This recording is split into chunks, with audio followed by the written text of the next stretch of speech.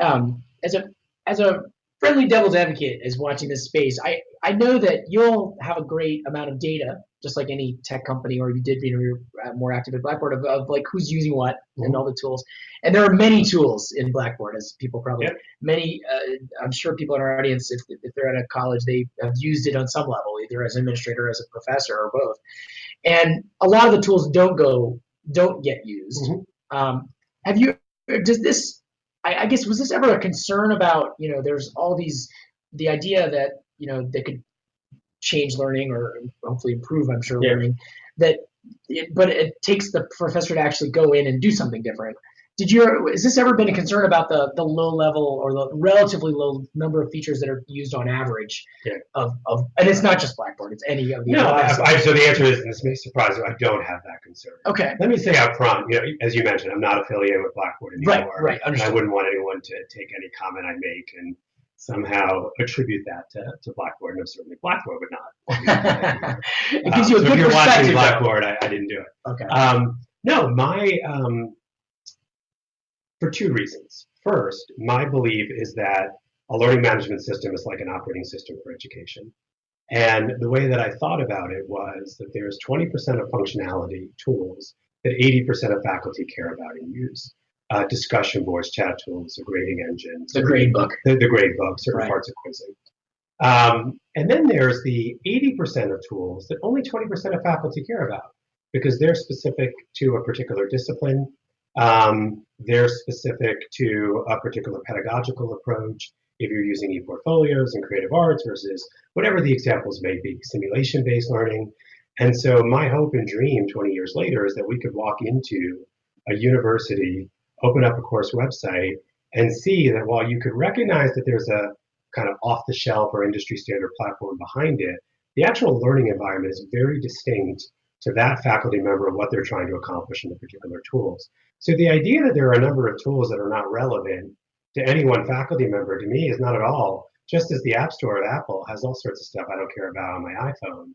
Now, you still have to think about how do I make that an easy-to-use experience, not cluttering up the environment where a sociology professor is seeing a push to use a math lab tool. That's one reason. The second reason is, look, faculty's job for teaching, their job is not to be systems integrators. And I always had a very humble and modest view to say, if all we're helping them do is put a syllabus online, if all that we're helping them to do is use the discussion board, I am a believer that over the long haul, you're slow boiling the frog, or the professor is the frog. In that analogy, I apologize, professors. But just the act of starting to use technology in their classroom, I really do believe causes them to begin to think differently about their pedagogy, begins to think differently about what they're trying to accomplish. And yes, it may not be evident in the time scale of 2 or 3 or 4 years or the multiple of that in semesters, but I really do believe that they can be a relatively uninspirational first user, but it's just a bug. You can't help but begin, especially as students push you in that direction. So sorry, long answer to a short question, but. So you recently wrote a blog post that you put up on your website, but we actually on Edsurge ran a sort of a bridged version for our readers, and you had advice for EdTech people, starting a company maybe today in today's landscape, and especially if they want to serve a college community. One of the advice in there that I was struck by was that you were saying don't get too close to the academic core, or when you get close to the academic core, to the instructional core. To the instructional core, excuse me. Say a little bit more about that, about why that would be. Yeah, that was the one that I was most nervous to write about, especially with the Edsurge community and with this group. If you step back, in most industries, if you could figure out what's the core purpose of that organization, what's really driving the ROI of that organization and make it better through technology, that's what you are inspired to do, and that's what you're going to be able to extract the most rent from a revenue and business perspective. Sure. And look, most education entrepreneurs are socially motivated and they want to make that difference. My point was, though, two things. One is it's just a very fraught position to be in. Education is very political. The purpose of education is not singular, it's multiple. And you've got a number of different stakeholders in terms of faculty and parents and students and the university faculty and the administration. And so the closer you get to being the actual actual platform for the delivery of instruction, you often will tend to communicate that you can drive learning outcomes. That my product increases, math comprehension by A, B, or C. And I just don't believe it. I don't believe that educational research is a question like, I use the example of, it's not like taking statins to lower your cholesterol. Which we know works, I guess. Right. It's tautological, or determinate, or whatever the right phrase is. You know the English language better than I do. It really is under what conditions does it work?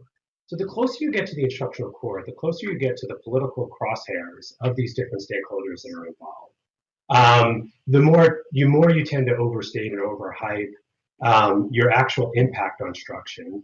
The real question is, under what conditions do your technologies work? That's the mature conversation to have, which means that you're ultimately about helping, not doing. We help teachers teach math. We help personalize education. Parchment helps turn credentials into opportunities. Blackboard helps turn the internet into a powerful environment for teaching and learning. I was trying to remember our tagline.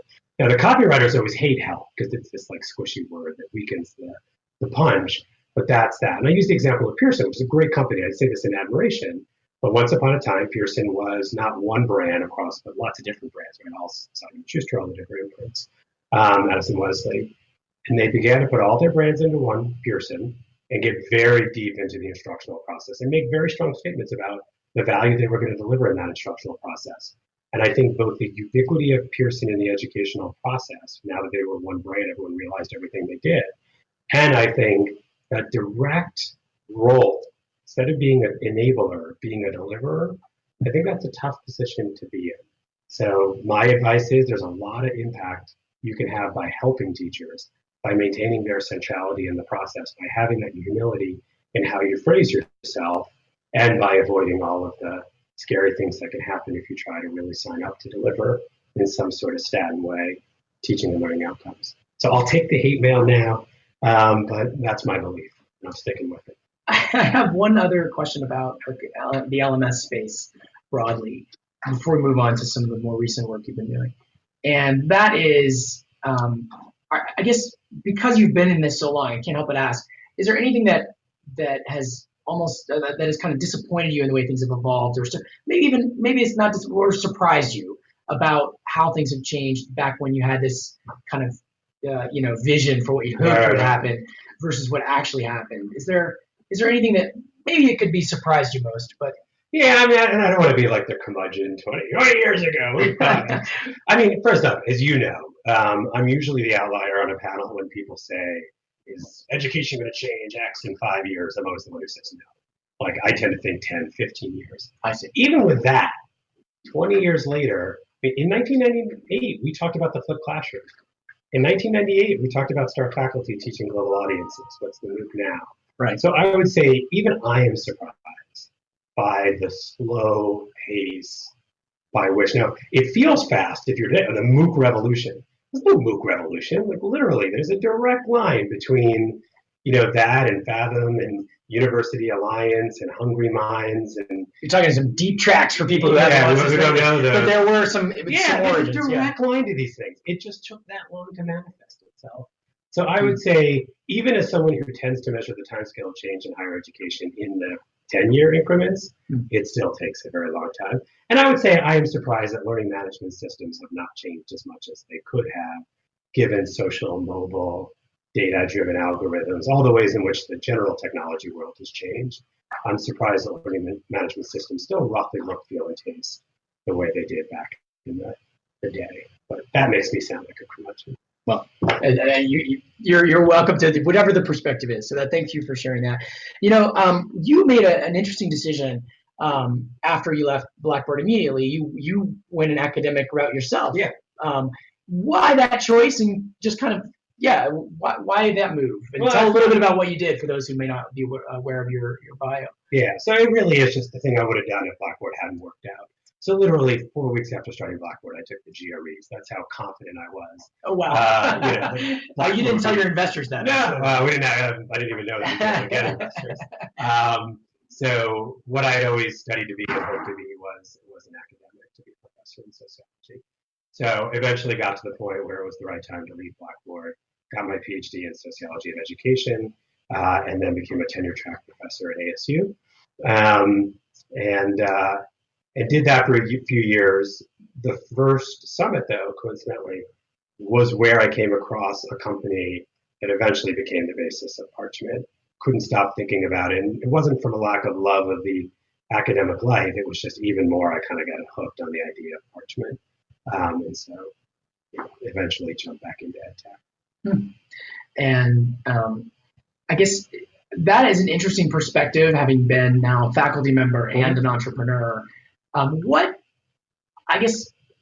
Could you speak to that dual experience? I mean, do you feel like you have a better, because as you know well, professors often are quite skeptical of for-profit companies, and there's this kind of clash of cultures that it feels like often. Do you have any advice for either side on how to better communicate or understand each other? Have you been in both? I think it's just universal disarmament. I mean, it's incredibly frustrating. It's incredibly frustrating. This bright line between you're a vendor and I'm an academic institution, and by definition you are corrupt and self-interested, and I'm virtuous. And if Tool A was built by another university and they came to talk to me, we'd be collaborating. And if Tool A is built by someone who's a for-profit business, then it's the devil. That really exists. It's incredibly. You go to the exhibit hall, don't you dare present during the program, because if you present it in the program, you're corrupting the integrity of what we're doing at pick your university association. It's absurd. It is absolutely absurd. In no other industry would. I mean, if I was I am a CEO. So if I was the CEO, I am a CEO. If the CEO of Tableau was willing to come visit me and talk about data science and data and where it's going, I wouldn't think you're trying to sell me Tableau licenses. I know you're trying to sell me Tableau license. I'd be thinking, holy cow, it's the CEO of Tableau. Let me ask you 1,000 questions, get 15 great ideas, and definitely show me the 5 new things that are coming out. That's the best way to run my organization. So I say it's universal disarmament because part of why that behavior has developed is really crude entrepreneurs that don't take the time to understand the education language, who overstate the value proposition of what they're doing, who don't understand education. Education is a different market. That's part of the inspiration of the blog post, is to try to identify a few of the ways in which I think education is different and make that very clear. So I think it's self-inflicted by many entrepreneurs, right? But at the same time, university and association leaders could take the time and decide there are some who get it and some who don't, and we're not being unfair to privilege those who get it and treat them as part of the community, because that's how we're going to drive innovation.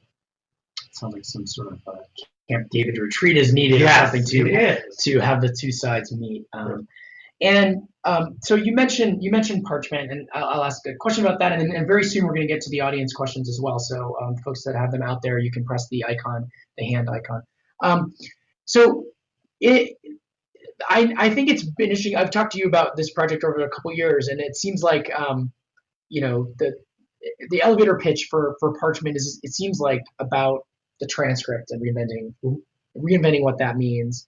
Do you feel like what do you think is the biggest challenge now, as far as there seems to be, obviously one of the tracks here at this event is now about understanding that space, and there seems to be a lot of energy these days in that area.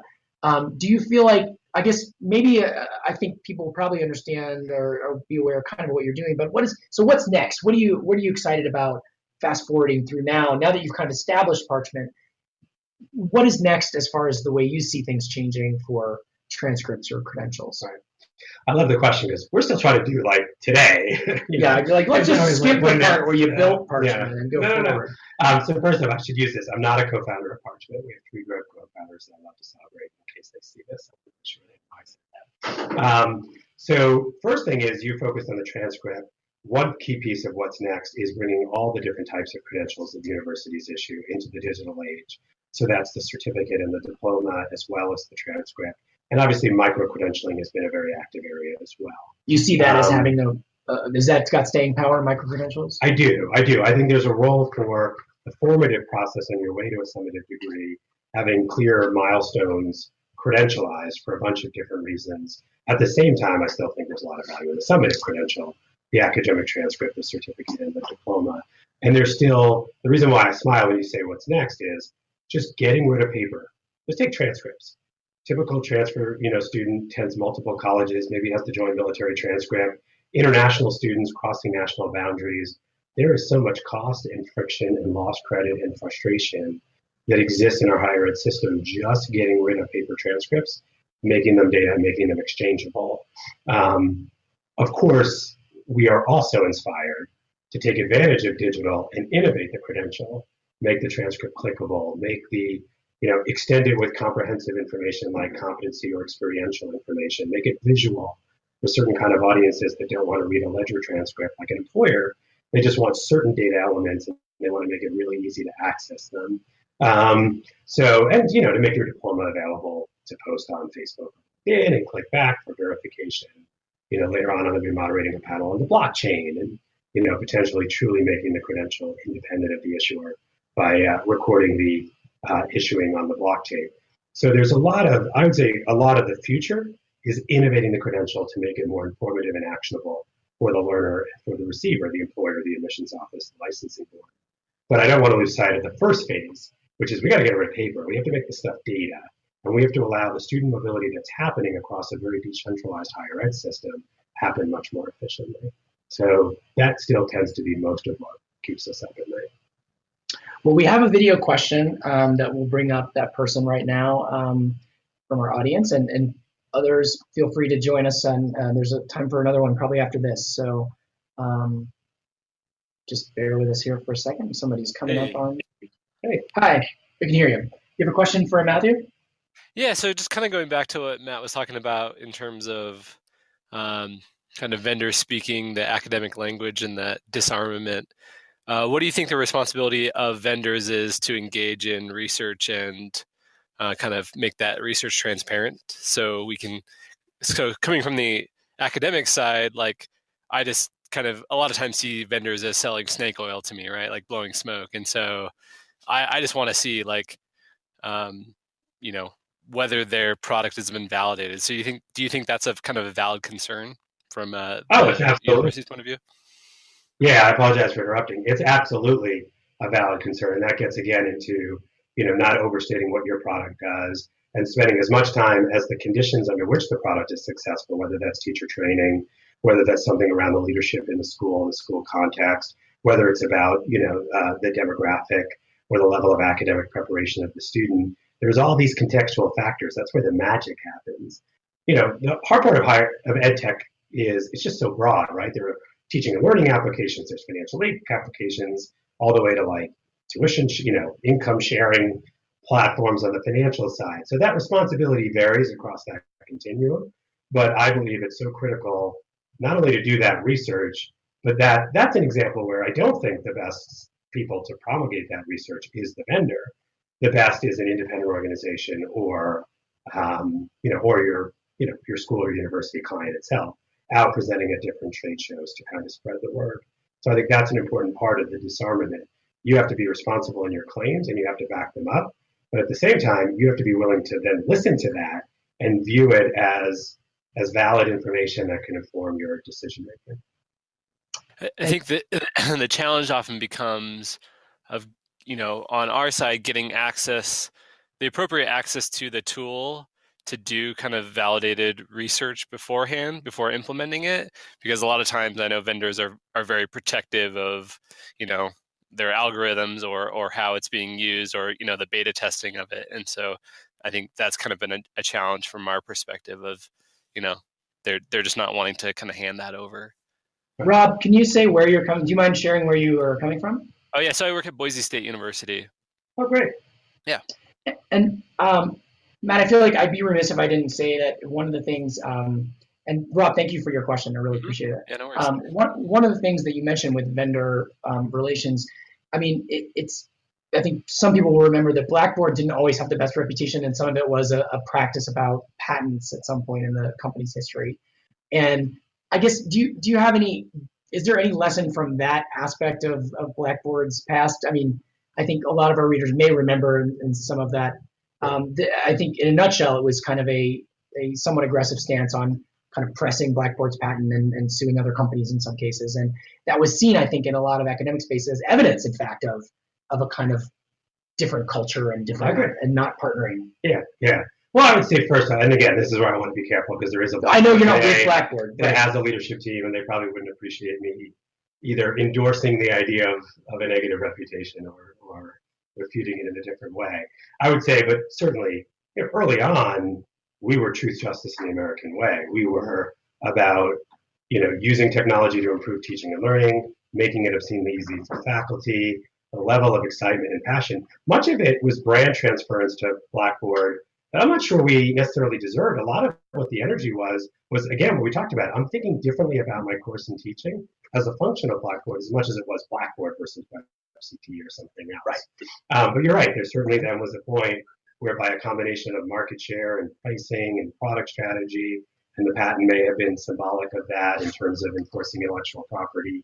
That institutions began to say, again, what kind of a partner is this? And think, and my disarmament is about that. It is about, don't think about it as a vendor and as an educational institution. Think about it as a partnership. Be selective. Absolutely be selective. You don't have to treat everybody equally. But there are good actors and there are bad actors, and you lose a lot of value by not being engaged with the good actors. By at a trade association, vendors only speak during the vendor track, and then like every other time during the conference, you're not allowed to talk, present ideas, etc. So it's more that kind of thing. Great. Well, I think we're out of time, but thank you so much for joining us and sharing your thoughts with our audience. I really appreciate it. Oh, thanks for having me. Hello, everybody. And we'll be back in about 3 minutes with Todd Rose, Harvard's Grad School of Education, and we hope you'll stay tuned. That will be coming right up with that.